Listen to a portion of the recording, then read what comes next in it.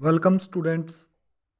यह video BA second semester के विद्यार्थियों के लिए महत्वपूर्ण है। आज पॉलिटिकल थ्योरी का लेक्चर है। टॉपिक का नाम है राज्य के संबंध में विभिन्न दृष्टिकोण। गार्नर के अनुसार राज्य की उत्पत्ति, स्वरूप, कार्यक्षेत्र तथा उद्देश्य के विषय में प्रत्येक विचारधारा कुछ विशेष सिद्धांतों की समर्थक और ये सिद्धांत रूप एवं तथ्य की दृष्टि से बहुधा भिन्न है। राज्य संबंधी मार्क्सवादी धारणा क्या थी? कार्ल मार्क्स ने दुनिया को क्रांतिकारी विचारधारा कम्युनिज्म व साइंटिफिक सोशलिज्म दी। इसका वर्णन उन्होंने अपनी पुस्तक या अपनी कृति कम्युनिस्ट मैनिफेस्टो और दास कैपिटल में इसकी चर्चा की गई है। कार्ल मार्क्स के मित्र का नाम फ्रेडरिक एंजल्स था। एंजल्स की प्रमुख रचना का नाम है परिवार, निजी संपत्ति और राज्य की उत्पत्ति है। कार्ल मार्क्स के शिष्य का नाम लेनिन था। लेनिन की प्रमुख रचना का नाम राज्य और क्रांति है। कार्ल मार्क्स, एंजल्स और लेनिन ने राज्य संबंधी अपने विचार अपनी कृतियों में व्यक्त किए और इन्हीं विचारों के सामूहिक रूप को राज्य की मार्क्सवादी धारणा कहा जाता है। मार्क्सवादी धारणा की मुख्य विशेषताएं हैं। पहली विशेषता है आदिम साम्यवादी समाज में राज्य नहीं था। मार्क्स के अनुसार राज्य एक वर्ग संघर्ष की उत्पत्ति है। लेनिन के अनुसार कहाँ, कब और कैसे, किस हद तक राज्य का जन्म होता है यह प्रत्यक्ष रूप से इस बात पर निर्भर करता है कि कहाँ, कब और किस हद तक राज्य के विशेष में विरोध में सामंजस्य स्थापित नहीं किया जा सकता और इसके व्यक्तिक्रम से राज्य का अस्तित्व यह सिद्ध करता है कि वर्ग संबंधी विरोध में सामंजस्य स्थापित नहीं हो सकता। कार्ल मार्क्स कहते हैं कि राज्य की सत्ता मदद करती है पूंजीपतियों की और इससे श्रमिकों का शोषण होता है। कार्ल मार्क्स के अनुसार राज्य सभी वर्गों का प्रतिनिधित्व नहीं कर सकता।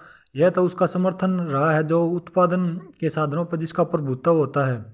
राज्य की सत्ता का प्रयोग शीर्षक वर्ग अपने हितों के लिए करता है और राज्य श्रमिकों का शोषण करने में पूंजीपतियों का समर्थन करता है। एंजल्स के अनुसार राज्य एक शोषण के यंत्र से अधिक कुछ नहीं है। यह एक वर्ग के द्वारा दूसरे वर्ग के विरुद्ध जो प्रयोग किया जाता है। तीसरी स्टेटमेंट है विशेषता की राज्य जनता के हित का विरोधी है। राज्य पुलिस, सेना व कानून व्यवस्था को जनता के हित में बताकर उसका प्रयोग पूंजीपतियों की सहायता और उनकी रक्षा के लिए करता है। फोर्थ विशेषता है कार्ल मार्क्स ने कहा कि राज्य सदैव कष्टदायी रहा है और सदैव ही कष्टदायी रहेगा। मार्क्स के अनुसार राज्य एक बल ऐसी चक्की है जिसमें शोषित वर्ग को पीस डालती है। जो फिफ्थ है स्टेटमेंट, मार्क्स कहते हैं कि एक दिन ऐसा आएगा कि पूंजीवाद का नाश होगा और श्रमिक अथवा सर्वहारा वर्ग की तानाशाही की स्थापना होगी। कार्ल मार्क्स ने अपने ग्रंथ क्रिटिक्यू ऑफ ग्रोथा प्रोग्राम में लिखा है कि पूंजीवाद और साम्यवाद समाज के बीच एक दूसरे में परिवर्तन होने की क्रांति का काल रहा है।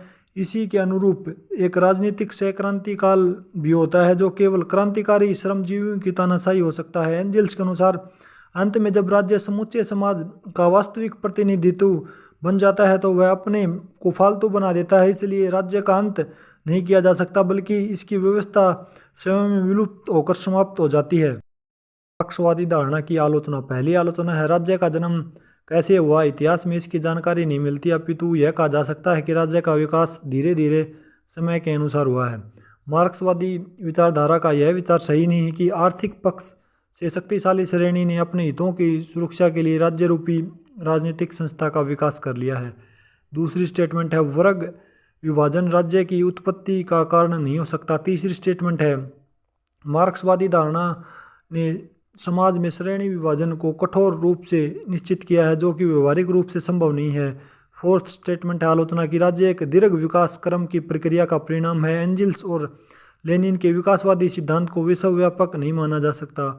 पांचवी स्टेटमेंट है कार्ल मार्क्स का दृष्टिकोण आर्थिक तथ्यों पर आधारित भौतिकवाद का दृष्टिकोण है। छठी स्टेटमेंट है राज्य को केवल पूंजीपति वर्ग के हितों पर सुरक्षित यंत्र नहीं माना जा सकता। यदि ऐसा होता तो आधुनिक लोकतंत्र युग राज्य नाम की संस्था को समाप्त ही कर देता। सेवंथ स्टेटमेंट है राज्य को समाप्त करना और श्रमिक वर्गों का शासन आ जाना यह मार्क्सवाद की मुख्य विचारधारा का हिस्सा है। यदि ऐसा संभव है तो कि आज चीन, रूस, क्यूबा, वियतनाम आदि कम्युनिज्म देशों में राज्य को क्यों नहीं समाप्त किया गया। निष्कर्ष है इसका मार्क्सवादी धारणा इतिहास के सत्यों और व्यवहारिक तथ्यों के पूर्ण अनुकूल नहीं है, परंतु धारणा की इस सच्चाई को रद्द नहीं किया जा सकता कि आर्थिक तत्वों ने राज्य की उत्पत्ति, अस्तित्व और कार्यकुशलता संबंधी महत्वपूर्ण भूमिका निभाई है। यह भी सत्य है कि आर्थिक पक्ष शक्तिशाली लोग राजनीतिक पक्ष से भी अधिक शक्तिशाली होते हैं।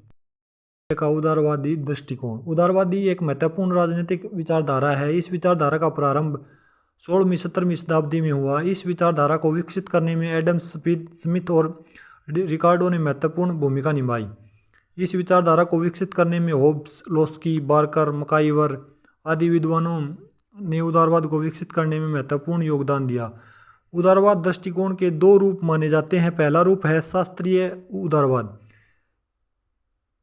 शास्त्रीय उदारवाद, जिसका समर्थन एडम स्मिथ और जॉन लॉक ने किया, और दूसरा उदारवाद है समकालीन उदारवाद। इसका समर्थन टी.एच. ग्रीन, लोस्की, मकाइवर आदि समर्थकों ने किया। उदारवाद का अर्थ। उदारवाद एक मुख्य मान्यता है कि व्यक्ति को बिना किसी अनुचित हस्तक्षेप के अपने भाग्य का निर्णय करने का अधिकार प्राप्त होना चाहिए। यह उदारवाद कहलाता है। लोस्की के अनुसार उदारवाद क्या है? इसमें कोई संदेह नहीं कि उदारवाद का संबंध सीधा स्वतंत्रता से है। एडम स्मिथ के क्या विचार हैं? एडम स्मिथ के अनुसार उदारवाद एक तरह का अनुदारवाद और उग्रवाद के बीच का मार्ग है। हाउ ने अपने ग्रंथ उदारवाद में लिखता है कि उदारवाद की मान्यता यह है कि व्यक्ति एक यंत्र न होकर एक सजीव आत्मा है, और एक सजीव व्यक्ति को अपने विकास की स्वतंत्रता के लिए वातावरण चाहिए। विकास करने के लिए स्वतंत्रता का वातावरण चाहिए व्यक्ति को। राज्य संबंधी उदारवादी दृष्टिकोण। पहली स्टेटमेंट है, उदारवाद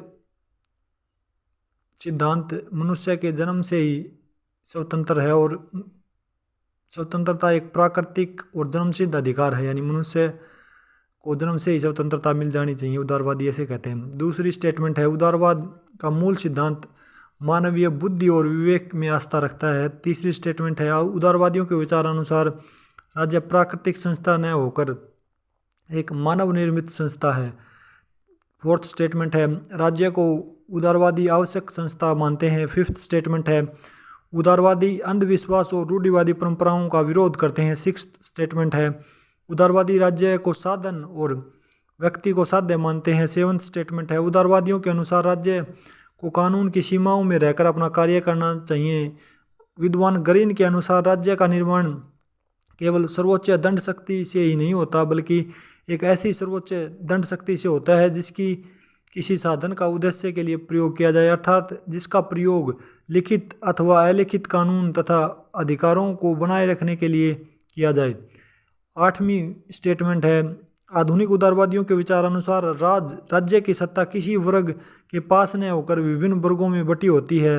नौवीं स्टेटमेंट है, उदारवाद का उदय निरंकुश एवं स्वेच्छाकारी शासन की प्रतिक्रिया के रूप में हुआ है। 10वीं स्टेटमेंट है, उदारवाद व्यक्ति के प्राकृतिक अधिकारों का वह अधिकार है जो व्यक्ति को जन्म से ही प्राप्त हो जाता है। लॉक के अनुसार स्वतंत्रता और संपत्ति के अधिकार प्रमुख प्राकृतिक अधिकार हैं।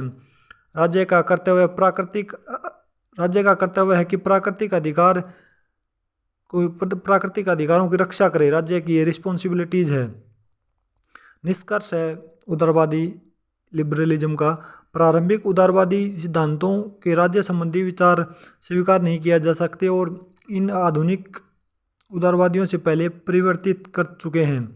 इसलिए आधुनिक उदारवादियों की राज्य की धारणा का महत्व अत्यधिक है। राज्य के संबंध में गांधीवादी विचारधारा। गांधी जी ने को अराजकतावादी कहा जाता है। गांधी जी ने अपने शब्दों में कहा, गांधीवादी कोई वस्तु नहीं। मैं इस बात का दावा नहीं करता कि मैंने कोई नया सिद्धांत दिया है।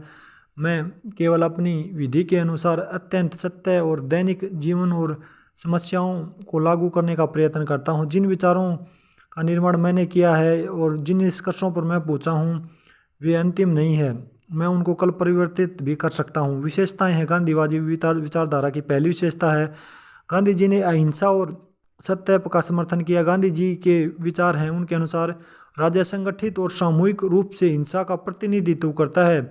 व्यक्ति के अंदर आत्मा होती है, अपितु राज्य आत्मा रहित होता है।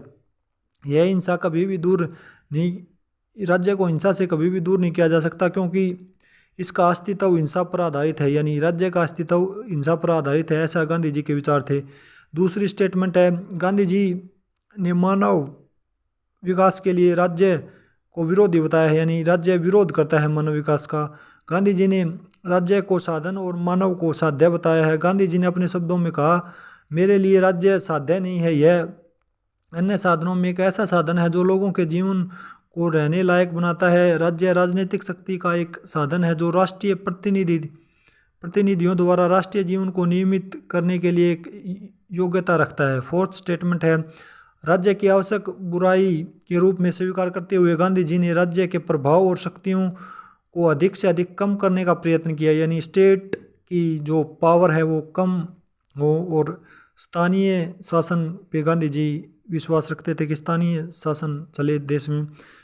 पांचवी स्टेटमेंट है, गांधी जी राज्य के कार्य क्षेत्र को सीमित करने के पक्ष में थे। गांधी जी ने अपने शब्दों में कहा, स्वराज का अर्थ यह है कि व्यक्ति को सरकार के नियंत्रण से स्वतंत्र होने का निरंतर प्रयास करना चाहिए, चाहे वह सरकार विदेशी सरकार हो, चाहे वह सरकार राष्ट्रीय सरकार हो।